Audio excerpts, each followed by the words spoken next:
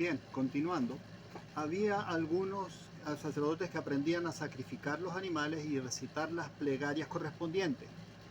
Eso eran ritos de expiación o de agradecimiento.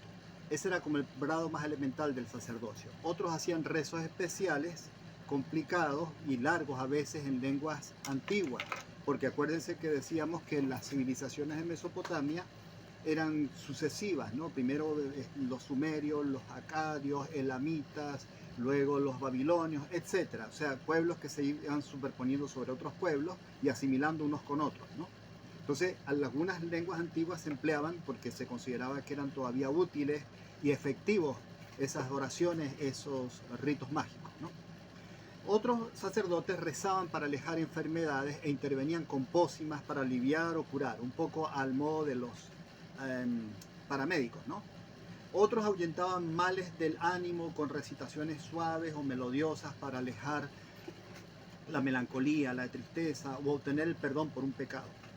Las personas que estaban perturbadas, estos venían y les cantaban suavemente. No es un canto propiamente musical, es como se llama salmodia y es solamente con la voz. Y suavizaba o serenaba un poquito el ambiente del enfermo, ¿no? Por último, había sacerdotes que usaban ciencias ocultas, ¿no? Para conocer el porvenir, y lo hacían leyendo el agua o los astros, y en eso leían las decisiones de los dioses. El fiel podía entrar en comunicación con el Dios, pero en realidad para estas revelaciones especiales necesitaba un intérprete como este último grado, quinto grado de los sacerdocios. En la categoría esa de los hechiceros o adivinos estaba el sacerdote que se llamaban, habían dos grados, digamos, entre estos adivinos. Uno más elemental, que era el conjurador, Ashipu le llamaban en antigua Mesopotamia, que trataba con lo sobrenatural a un nivel básico, con encantamientos y ritos para expulsar al mal espíritu o la enfermedad. O sea, si una persona tenía una enfermedad, se pensaba que era un mal espíritu y había que expulsarlo, hacerle una especie de exorcismo elemental. Rezaba al Dios para volverlo propicio y ofrecía incienso y maderas quemadas en hornillos, en hornitos pequeños, y una libación de vino de sésamo delante de la estatua del Dios, recitando fórmulas repetitivas. A veces también intercedía como abogado del devoto ante el Dios, ¿no? Con argumentos y todo eso. Las plegarias que recitaba este sacerdote conjurador eran murmuradas, nunca eran voz alta, sino murmuradas, ¿sí? voz muy baja, y acompañadas de sacrificios principalmente a los dioses principales del panteón mesopotámico, que eran Ea y Marduk, señores de la tierra, ¿no? Del aire, y a Shamash, importante dios de la justicia, ¿no?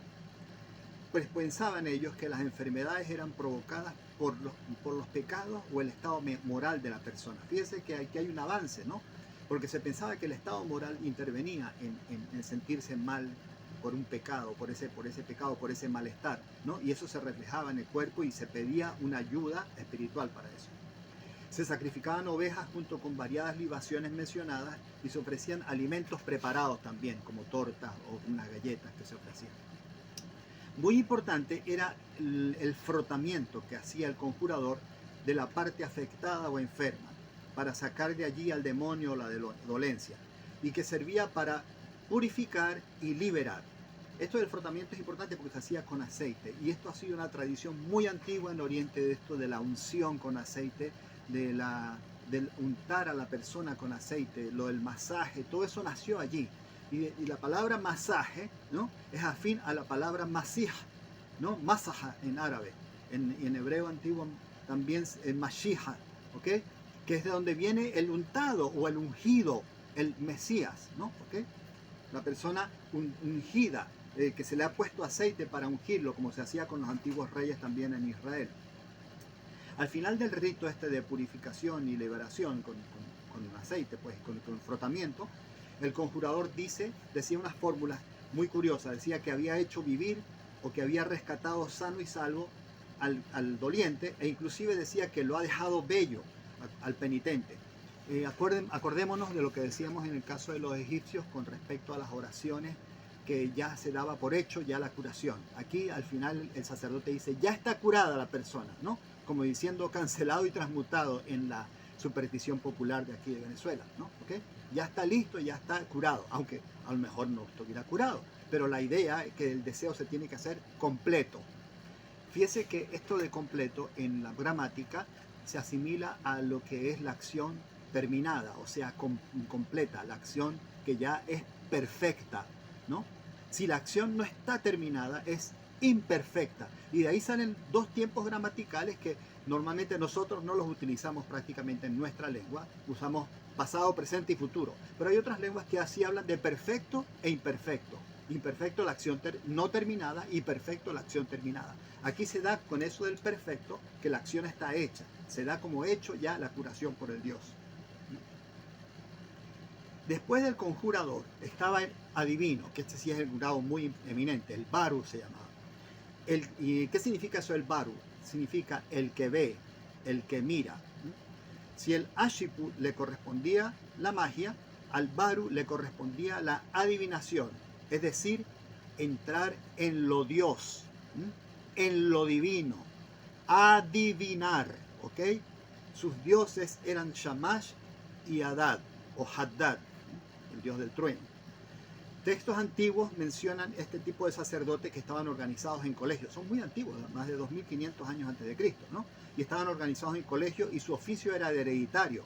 Se exigía que el aspirante fuera de neta raigambre del país, o sea, vernáculo, ¿no? Un linaje vernáculo y digno, ¿no? Honorable, y además hijo de otro sacerdote, un padre santo. De modo que esto tenía como un sentido hereditario. Tenía que ser perfecto en su prestancia y en sus dimensiones. No podía ser tuerto, ni tener los dientes rotos o torcidos, ni un dedo mutilado, ni enfermedad de la piel o de los genitales. Esto se aplicaba a todo aspirante al sacerdote, pero todavía más para el Baru, este adivino, vamos a decir, clarividente. En tiempos más antiguos, los sacerdotes sumerios y babilónicos ejecutaban inclusive los ritos desnudos ante el Dios. Se presentaban desnudos ante el Dios. Y por eso es que no podían tener ninguna tacha, ninguna imperfección. Fíjese que aquí la idea de pureza se engrana con la idea de lo intachable, ¿no? Que no es necesariamente una conexión natural entre eso, pero la idea de pureza, algo que tenga que ser intachable, tiene que ser puro, y a la vez lo que es puro es intachable, ¿no? ¿Okay? No tiene mancha. El Baru debía sondear el secreto de Anu, de Bel y de Ea, o sea, de los dioses del panteón mesopotámico, y anunciarlos a los mortales. Es decir, él anunciaba lo que recibía de los dioses. Era también como un intermediario, pero entre ya la voz de lo sobrenatural y los fieles. Se confiaba mucho en su poder adivinatorio y se decía que eran quienes deciden el porvenir. El verbo virabaru, referido a un reporte sobrenatural, significa ver una visión o decir un oráculo. Los medios para descubrir el porvenir eran numerosos. Uno era la adivinación por el agua y el aceite. Esto se llama técnicamente ecanomancia. Y es también bastante antiguo, no tan antiguo como el otro, pero databa de la época de Hammurabi, o sea, alrededor de 1686 a.C. Se enumeraban todas las posiciones que podía tomar el aceite sobre el agua y se analizaban en una especie de semiótica de lo sobrenatural. Había manuales para esto, ¿no? Y se han encontrado esos manuales, o sea, están en tablillas de arcilla, ¿no? El presagio podía ser bueno o malo, pero se preparaban preguntas antes de la experiencia, o sea, antes de ir a hacer la consulta con el Dios se preparaban preguntas. Por ejemplo, ¿saldrá bien tal campaña militar? ¿O se curará tal enfermedad? ¿Me irá bien en este negocio? Etcétera. Según se comportara el aceite sobre el agua, se hacía la interpretación. Más importante que esta adivinación por el agua era la adivinación por el hígado, que se llama también técnicamente hepatoscopia, y era de origen muy antiguo. No es solamente los mesopotamios y babilonios quienes usaban esto. Esto lo hemos encontrado en muchas partes de la humanidad, que es una de las cosas interesantes que yo quiero destacar en mi investigación, en mi tesis, y es que estas muestras de lo sobrenatural las encontramos en muchas partes y sin conexión entre ellas. Los antiguos romanos también hacían esto del examen del hígado de algunas víctimas que sacrificaban ovejas o toros, ¿no? Pero, ok, Roma y Mesopotamia, aunque no están cercanas, podían haberse conectado. Pero lo encontramos también aquí en América, entre los quechuas. Cuando el gran Inca necesitaba un augurio para una batalla, para una marcha militar, para algún hecho importante de sus decisiones, él mandaba hacer también que en una llama se le sacrificara el hígado y se observara el hígado. ¿Y por qué el hígado? Y hay una cosa muy curiosa de la psicología humana. Todo lo que nos parece extraño o raro, le queremos ver otro significado. Y a lo mejor lo tiene. Pero el asunto es que se crea toda una ciencia de eso, de encontrarle significado a lo extraño. Como decía aquí, una semiótica del hígado en este caso, ¿no? El hígado y el corazón eran considerados centros de vida, ¿no? Y asiento del sentimiento, la cólera, el amor o el odio. Todavía hoy, en Medio Oriente, por ejemplo, para decir corazón se dice también fuad. Se dice qalb en árabe, pero también se dice fuad, que significa hígado, ¿no? ¿Ok? Cosa que nosotros no usamos, pues no le decimos a alguien que eres mi hígado, te amo con todo el hígado, no. Aunque a veces alguna gente dice, me rompió el hígado, me está destruyendo el hígado, ¿no? ¿Ok? Pero se refiere a otra cosa. Pero entonces, los reyes consultaban esta adivinación antes de una batalla y ha sido calificada como una verdadera ciencia. No lo digo yo, lo dicen uno de los autores que he consultado, la llamada una verdadera ciencia. Está allí citado en la tesis, no hay problema, ¿no? Y se necesitaba de toda la inteligencia del Baruch para penetrar esos secretos. Era muy importante porque de eso dependía a veces de que se perdiera o se ganara una ciudad o de que uno perdiera o ganara su vida, ¿no? ¿Okay? En el Museo Británico se conserva un modelo pedagógico, de muchos modelos pedagógicos que hay de un hígado en arcilla, ¿okay? Dividido en su superficie en más de 50 pequeños compartimientos. Y cada compartimiento es un centro de información y cada parte del hígado tiene su nombre especial. Hay tablillas que son verdaderos manuales para practicar este ejercicio de la hepatoscopia. El método es así, ¿no?